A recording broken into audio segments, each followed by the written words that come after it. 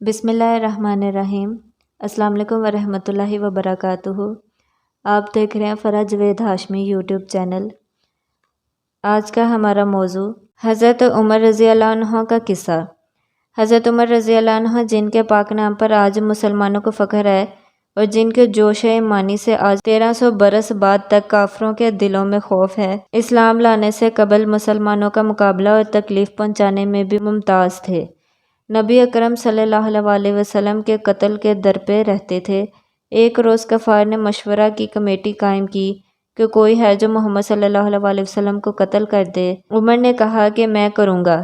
لوگوں نے کہا کہ بے شک تم ہی کر سکتے ہو۔ عمر تلوار لٹکائے ہوئے اٹھے اور چل دیے۔ اسی فکر میں جا رہے تھے کہ ایک صاحب قبلہ زہرا کے جن کا نام حضرت سعد بن ابی وقاص ہے اور بعضوں نے اور صاحب لکھے ہیں، انہوں نے پوچھا کہ عمر کہاں جا رہے ہو؟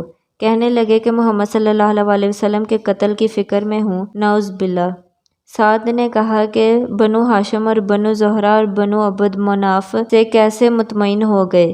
وہ تم کو بدلہ میں قتل کر دیں گے۔ اس جواب پر بگڑ گئے اور کہنے لگے کہ معلوم ہوتا ہے تو بھی بے دین یعنی مسلمان ہو گیا، لا پہلے تجھے کو نپٹا دوں۔ یہ کہہ کر تلوار سونت لی اور حضرت سعد نے بھی یہ کہہ کر کہ ہاں میں مسلمان ہو گیا ہوں، تلوار سنبھال لی۔ دونوں طرف سے تلوار چلنے کو تھی کہ حضرت سعد نے کہا کہ پہلے اپنے گھر کی تو خبر لے، تیری بہن اور بہنوئی دونوں مسلمان ہو چکے ہیں۔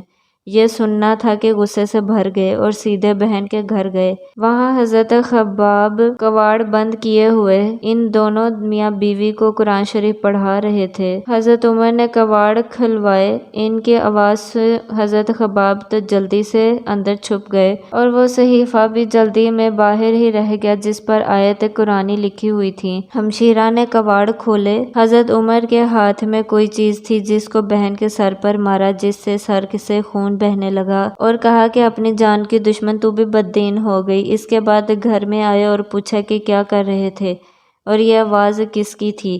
بہنوئی نے کہا کہ بات چیت کر رہے تھے۔ کہنے لگے کیا تم نے اپنے دین کو چھوڑ کر دوسرا دین اختیار کر لیا؟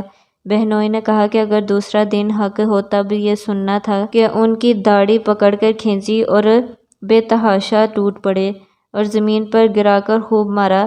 بہن نے چھڑانے کی کوشش کی تو ان کے منہ پر ایک تماچا اس زور سے مارا کہ خون نکل آیا۔ وہ بھی آخر عمر ہی کی بہن تھیں۔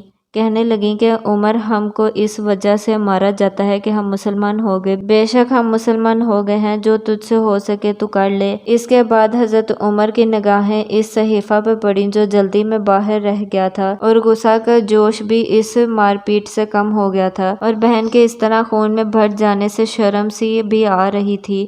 کہنے لگے کہ اچھا مجھے دکھلاؤ یہ کیا ہے؟ بہن نے کہا کہ تو ناپاک ہے اور اس کو ناپاک ہاتھ نہیں لگا سکتے۔ ہر چند اصرار کیا مگر وہ بے وضو دینے کو تیار نہ ہوئی۔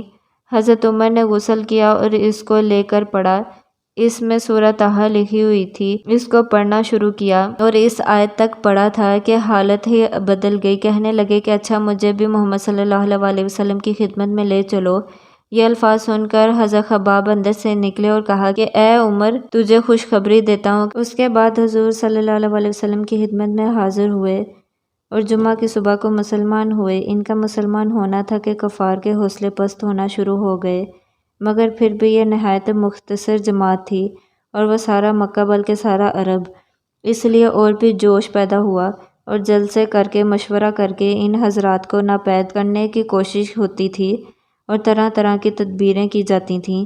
تاہم اتنا ضرور ہوا کہ مسلمان مکہ کی مسجد میں نماز پڑھنے لگے۔ حضرت عبداللہ بن مسعود فرماتے ہیں کہ عمر کا اسلام لانا مسلمانوں کی فتح تھی اور ان کی ہجرت مسلمانوں کی مدد تھی اور ان کی خلافت رحمت تھی۔ آج کی اتنی ویڈیو، ملتے ہیں نیکسٹ ویڈیو میں، تب تک کے لیے اپنا خیال رکھیے گا۔ ٹیک کیئر، اللہ حافظ۔